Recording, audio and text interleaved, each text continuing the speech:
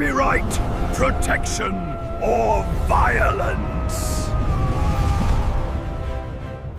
한때 도시를 설렘으로 가득 채웠던 캐럴 소리.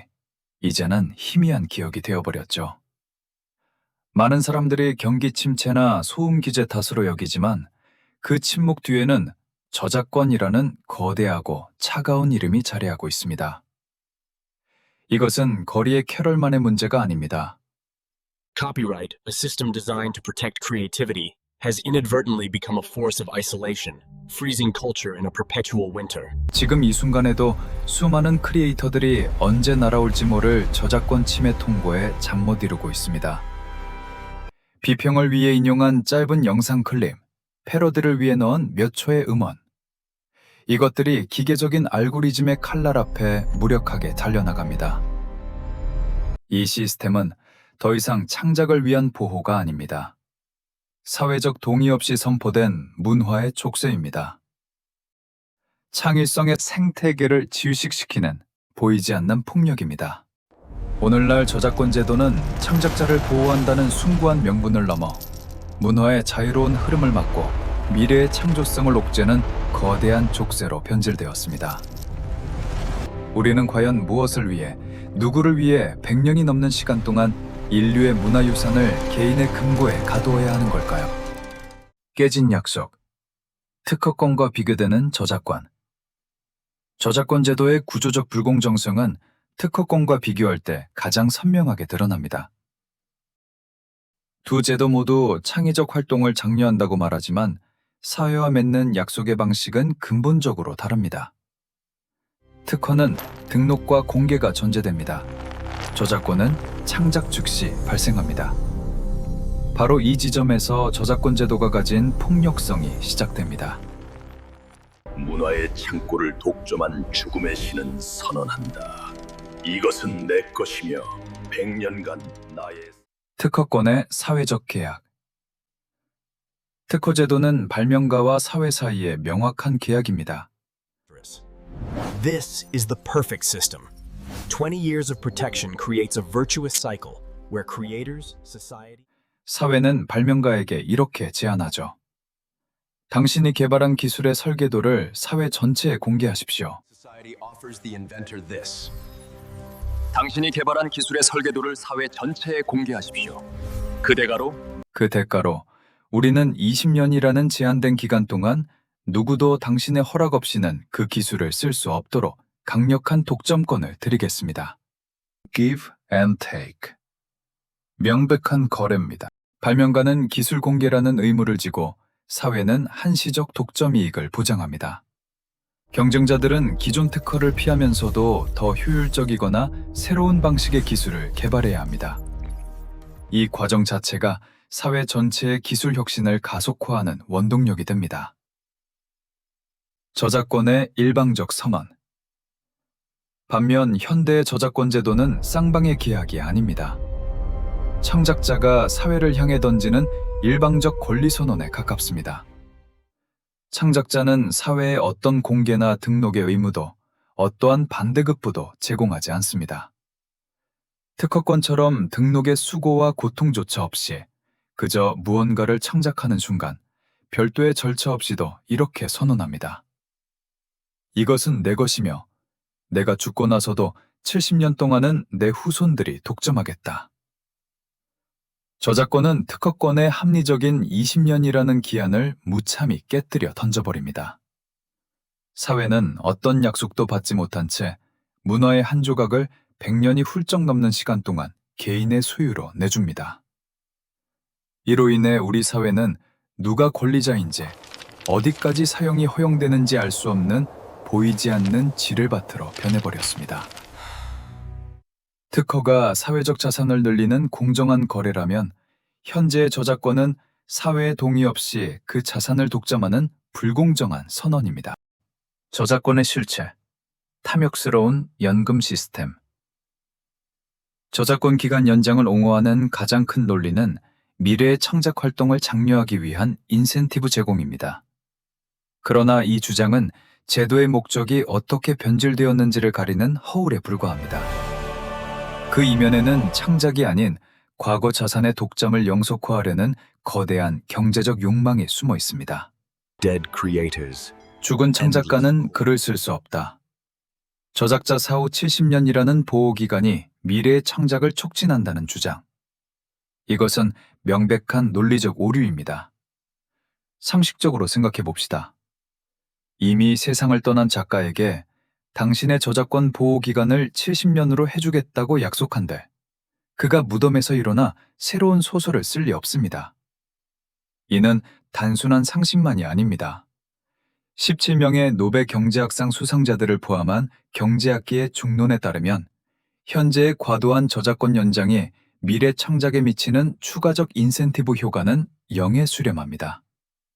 오히려 경제적 효율성을 극대화하면서 사회적 비용을 최소화하는 최적의 저작권 기간은 약 15년 내외라는 연구 결과가 지배적입니다. 현재의 사후 70년은 창작 동기 부여와는 아무런 논리적 관련이 없는 그야말로 비합리적인 숫자에 불과합니다. 미키마우스 보호법과 세습 시스템. 그렇다면 이 비합리적인 기간 연장의 진짜 수혜자는 누구일까요? 바로 창작자가 아닌 그의 상속자와 거대 기업들입니다. 현재의 저작권 제도는 창작을 위한 제도가 아닙니다. 현재의 저작권 제도는 창작을 위한 제도가 아닙니다. 이들을 위한 탐욕스러운 연금 시스템이자 세습 시스템으로 전락했습니다. 이러한 변질을 상징적으로 보여주는 사건이 있습니다. 1998년 미국에서 통과된 저작권 기간 연장법. 이 법은 월트 디즈니사와 같은 기업들이 미키마우스와 같은 핵심 자산의 저작권 만료를 막기 위해 로비한 결과물이라는 것이 공공연한 비밀입니다. 미키마우스 보호법이라는 조롱 섞인 별명으로 불리는 이유죠.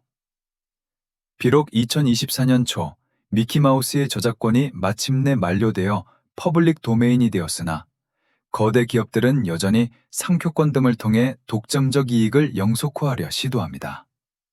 이는 더 이상 창작 장려가 아닙니다. This is not. It is a guarantee to the few who have already. 공공의 자산이 되어야 할 인류의 문화를 담보로 이미 막대한 부를 쌓은 소수에게 영원히 이익을 짜낼 권리를 보장해주는 것입니다. 파국의 결과, 문화를 가두는 거대한 댐. 저작권의 수많은 폐해는 문화의 흐름을 막는 거대한 댐이라는 하나의 비유 아래 과거와 현재, 미래를 관통하며 유기적으로 연결된 거대한 파국을 형성합니다. 상류의 아이러니, 강물을 마시고 댐을 쌓은 자들. 모든 문화는 과거의 유산이라는 강물에서 시작됩니다. 오늘날 저작권의 가장 높은 댐을 쌓아 올린 디즈니조차 아이러니하게도 셰익스피어, 그림 형제, 안데르센이 남긴 퍼블릭 도메인이라는 거대한 강물을 마음껏 마시며 성장했습니다. 백설공주, 신데렐라, 인어공주 모두 그들이 창조한 것이 아니라 공유자산을 재해석한 결과물입니다.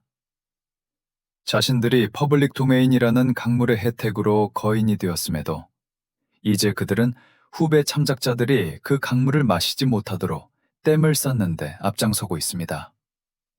자신들이 마셨던 바로 그 강물을 막아버리는 위선입니다. 댐에 갇혀 썩어가는 물, 고와 저작물의 비극. 이 댐이 만들어낸 즉각적인 결과는 거대하고 고요하게 썩어가는 문화의 저수지, 바로 고와 저작물의 비극입니다. 저작권 보호 기간은 남았지만 권리자를 찾을 수 없어 누구도 합법적으로 이용할 수 없는 수백만 편의 영화, 음악, 책들. 특정 연구에 따르면 이 오래된 저작물의 98%가 더 이상 상업적 가치도 갖지 못함에도 여전히 저작권법에 묶여 법적 림보 상태에 갇혀 있다는 점입니다. 이 마비 상태는 전 세계 도서관들이 20세기 문화유산을 디지털 아카이브로 구축하려는 시도를 혹시 모를 소송의 위험 때문에 포기하게 만듭니다. 결국 인류의 소중한 문화유산은 방치가 아닌 그것을 지키기 위해 만들어진 법 때문에 망각 속으로 사라지는 문화적 학살을 조용히 겪고 있는 것입니다. 메말라가는 하류, 미래 창작 생태계의 고사. 그렇다면 댐 하류는 어떻게 되었을까요?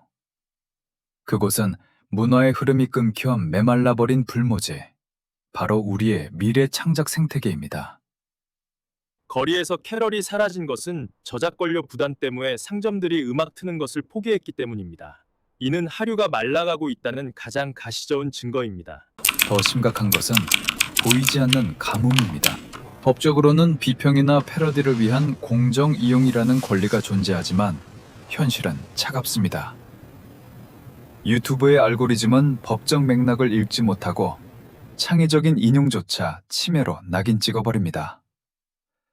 수많은 크리에이터들이 컨텐트 아이디 경고에 대한 공포로 끊임없이 자기 검열을 합니다.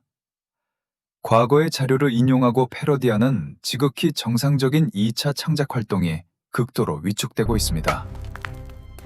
이는 가뭄 속에서 창작자들이 스스로 창작의 셈을 파괴하는 것과 같습니다. 두 개의 타임라인, 가상 시나리오. 특허권과 저작권의 기간 설정이 인류 문명에 미치는 영향. 이것을 극명하게 대비시키는 두 가지 가상 시나리오를 통해 우리는 무엇을 잃고 있으며 무엇을 얻을 수 있는지 명확히 볼 수 있습니다. 시나리오 1. 특허가 사후 70년이었다면 어땠을까요? 만약 과학적 핵심 기술 특허가 발명자 사후 70년까지 보호되었다면 어땠을까요? 인류는 끔찍한 과학적 정체를 겪었을 것입니다. 수많은 생명을 구하는 저렴한 복제약 시장은 결코 존재하지 못했을 겁니다. 최초의 내연기관이나 반도체 같은 기초기술은 100년 넘게 몇몇 가문의 봉건적 자산으로 남아 기술 진보를 동결시키고 현대 세계의 도래를 수십 년 이상 지연시켰을 것입니다. 과학기술은 특정 기업의 세습 자산으로 전락하고 인류의 발전은 치명적인 속도 저하를 겪었을 것이 자명합니다. 시나리오 2. 저작권이 20년이었다면 어땠을까요? 반대로 저작권 기간이 특허처럼 20년으로 단축되었다면 인류는 문화적 비상의 시대를 맞이했을 것입니다. 미키마우스는 1948년에 이미 자유의 몸이 되어 전 세계 창작자들의 손에서 수천 가지 버전으로 재탄생했을 것입니다.